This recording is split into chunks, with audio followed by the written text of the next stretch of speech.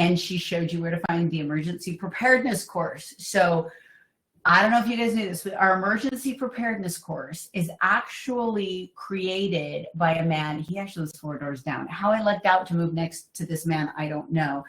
But he is one of the US's top experts in emergency preparedness and living off the land. And he has been traveling the country for decades, teaching scouts and families and everything about how to prepare for emergencies, but then also how to live without electricity, how to hunt, how to fish, how to wash your clothes by hand, how to filter water when you don't, using nature to filter your water so you can drink it. It's all in there, okay, all of it.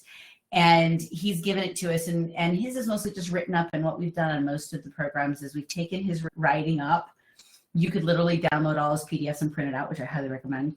We put YouTube videos with it to help you understand what's going on and how to do it if you need a little more visual. But anyway, it's in there, and showed it off right there in this Zoom link. And I imagine, let's look at the table of contents, not in here.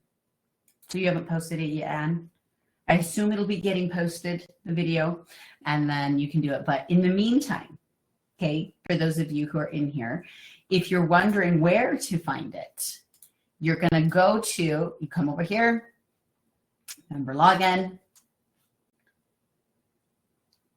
go to access your curriculum, which takes you to the VT system. You should be able to sign in there, and then you're going to go to your curriculum. It will eventually get moved over to Mighty Networks, don't worry. It is visible. Let's see, we're going to scroll. And right there in the electives is the emergency preparedness course.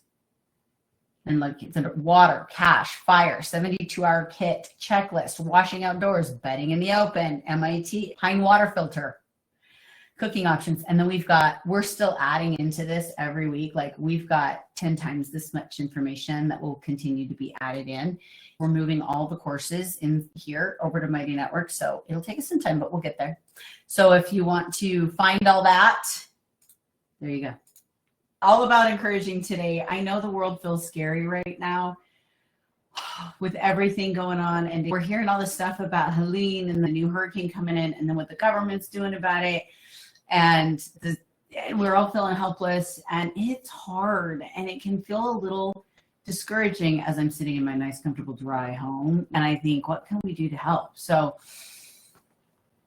always praying for opportunities to help out there, anywhere, and sometimes we can't help what's going on across the country, but maybe we can help our neighbor next door.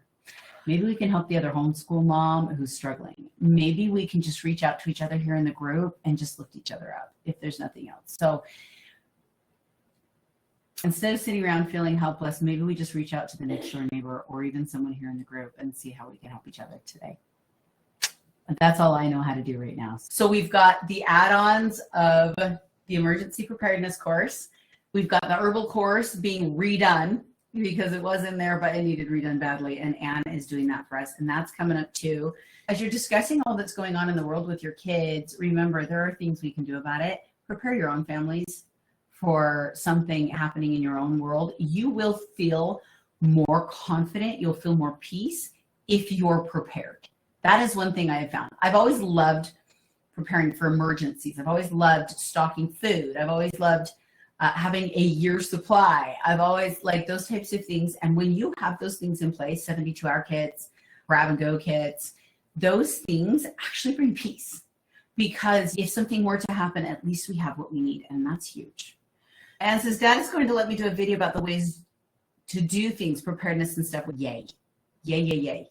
Yeah, I have to say my favorite thing about tragedies in areas like this is how the community comes together. Like, when it's all over and people go back to normal life, you go, oh, I miss the friendship.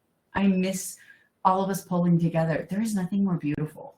I think you see the hand of God when you witness these things. I think true humanity comes out in beautiful ways. So you're actually, yeah, I'm sure you're seeing some beautiful things happening too, amazing miracles. We heard a story the other day about a family who said, this has been hard for us, but we've been seeing the hand of God in everything we do. She said they were working on a house and they'd be like, oh, we just need a hammer. And somebody'd be like, oh, I have one of those. And then they'd say, oh, we need a, and somebody would go, I have one of those. She said everything we needed, somebody had right next to us before we even asked for it. The hand of God. And I don't think it's because he shows up only because of these things. I think it's because we are more in tune to see him. I think he's always that close. It's just that these types of things are like a magnifying glass on his works. Yeah, they really do show up for God. Isn't that beautiful? I love it. I love it. So bless you.